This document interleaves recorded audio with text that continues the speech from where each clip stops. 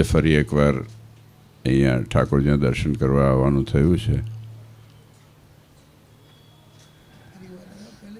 ત્રીજી ફેરે હા, હું ગૌરવને માનો મારી વાત.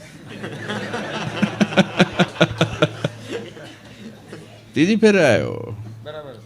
પહેલાં બાલકૃષ્ણ સ્વામી પ્રારંભ કર્યો તો ત્યારે આવ્યો તો કૃષ્ણ સ્વામી હતા, અને અહીંયા જ્યારે શરૂઆત થઈ ત્યારે, અને અત્યારે પરમહંસ સ્વામી આટલી મહેનત કરે છે, અમારા નિર્ભય સ્વામી, વેદાંત સ્વામી, પછી થઈ ગયું 3 વખત. આપણે જો ભગવાન, અને આનંદ છે કે વારે વારે આવવાનું થાય, ભગવાન અને ભગવાનના ભક્તના દર્શન થાય. મુંબઈમાં આવો ને એટલે મહારાજની વાત યાદ આવે કે સત્સંગના ભીડામાં રહેજો, કેમ કે કુણીઓ ભટકાય ને પગે ભટકાય ને હાકડ મોકડમાં, પણ એ આનંદ છે. આજે વધુ વાત નથી કરી, બીજી 2-3 જગ્યાએ જવાનું છે, પણ જો તમને આટલું પોષણ આપ્યું છે મન સ્વામી, વડીલ સંતો, ભગત કોઠારમાં બધાએ જેટલા છે ને, તમને આપણો સત્સંગ જળવાઈ રહે એના માટે થઈને આ બધું કર્યું છે. અને આવું કોણ કરી આપે? એક ખાલી કલ્પના કરો કે સગવડ કોણ કરી આપે છે તમને? સગવડ કોણે કરી આપી? તમારા માવિતરે કરીને. આજે વડીલો આવ્યા મુંબઈ ઉદ્યમને અર્થે કે કંઈ પણ કારણે અર્થે, કે દીકરા દીકરીઓ સુખી થાય. એમ સત્સંગમાં સંતો વ્યાધિ કરે, ચિંતા કરે તો એટલો જ કરે ને કે આ સત્સંગ જળવાઈ રહે. એટલે એનું સ્થાન મોટું એટલા માટે જ. આજે અમારે આવવાનું થાય તો બીજું શું કારણ હોય? કારણ એટલું જ હોય ને કે આ સંતો અમે બધા આવ્યા તો સત્સંગ જળવાઈ રહે. અને આજે તમે ઉત્સાહથી સત્સંગ કરો એ જોઈને અમારા બધાના હૈયા ઠરે. એટલું જ છે આમાં, બીજું કંઈ નથી. અને મન સ્વામી ઉત્સાહથી જો બધી જગ્યાએ 2, 4, 5, 6, 7 જગ્યાએ, ખબર નહીં મને કેટલી બધી જગ્યાએ, બધે ચારે બાજુ મંદિર છે, અને 11 થશે તો 22 કરી નાખજો. આ મુંબઈ એટલું મોટું ગામ છે ને મન સ્વામી, કે એમાં વાંધો નથી. નાના હોય પણ ઘણા હોય ને, તો બધી જગ્યાએ 20 જણ હોય ને તો એ સત્સંગ જળવાઈ રહે. હું તો એટલું માનું. ના આટલું માપે માપે કરવાનું, એમાં જોર નહીં કરવાનું. તમે આમ થાય મજબૂત છો. આપણે નંદનદેવ મળ્યા છે, આપણે કે દુબળા તો સી નહીં.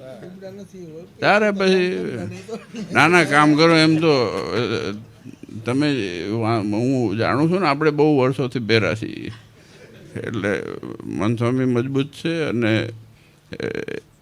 ઉંમર નથી, ઉત્સાહ છે.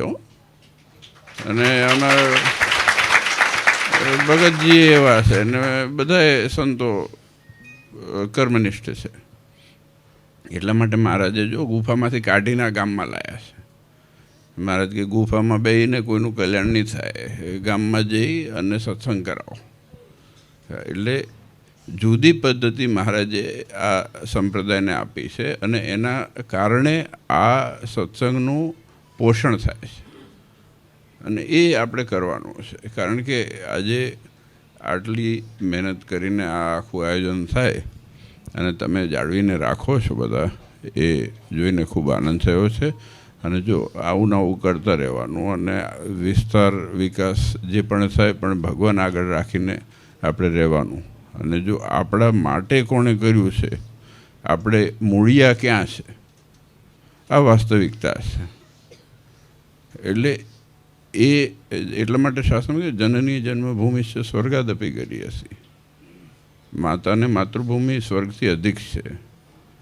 એટલે આપણે અહીંયા વ્યવસાય અર્થે આવ્યા, પણ આપણા મૂળિયા છે અને આપણો સત્સંગ છે ને આપણી પરંપરા છે, આપણા સિદ્ધાંતો છે, એને આપણે સાચવીને રાખવા એટલી ભલામણ ખાલી. ભગવાન સારું કરે બધાનું, છોકરાઓનું, અને સંસ્કારી થાય, આ હાજવીને રાખવાનું બસ. બહુ મોટી વસ્તુ છે, બહુ મોટી વસ્તુ છે. કોણ કરી આપે? અને આ આનંદ આપણા અંતરમાં રહે. આ મોટા થશે ને એના ફોટા જોશે તો એમ થશે કે જો અમે મંદિરમાં ગયા હતા ને અમે આવી રીતે આ બધા સંતો અને હરિભક્તો વચ્ચે અમારું બધું આવું થયું. એટલે એ સંસ્મરણો છે. તો આ જ છે બસ. આમનું ભવિષ્ય સુધરે એના માટે આપણી બધાની મજૂરી છે અને મહેનત છે. હવે સત્સંગમાં દેવના થઈને રહેજો અને રોજ છો. બીજે કંઈક આગુ પાછું થવું નહીં. આપણે બહુ એક કંઠી પહેર્યા પછી ચારે બાજુ ના પહેરતા હો. રામજીભાઈ બરોબર છે ને? ઘણા ચારે બાજુ કંઠી આપે તો પહેરીને આવી જાય. પછી કેટલી કરવી છે?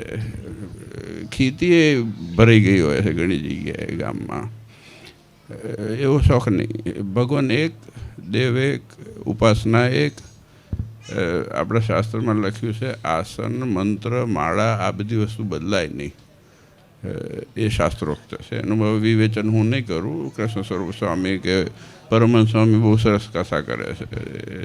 એ સમજણ પાડશે તમને. ખૂબ આનંદ થાય. જો આ સંતોનો હેત, હરિભક્તોનો હેત અને હરવાડે આપણા બાપ ભગવાન બેઠા છે. તો આવા નવા રહેજો ને બસ આનંદ કરજો, મર્યાદામાં રહી. ભગવાન તમારા સર્વેનું મંગળ કરે એ જ નનાદેવના ચરણોમાં પ્રાર્થના.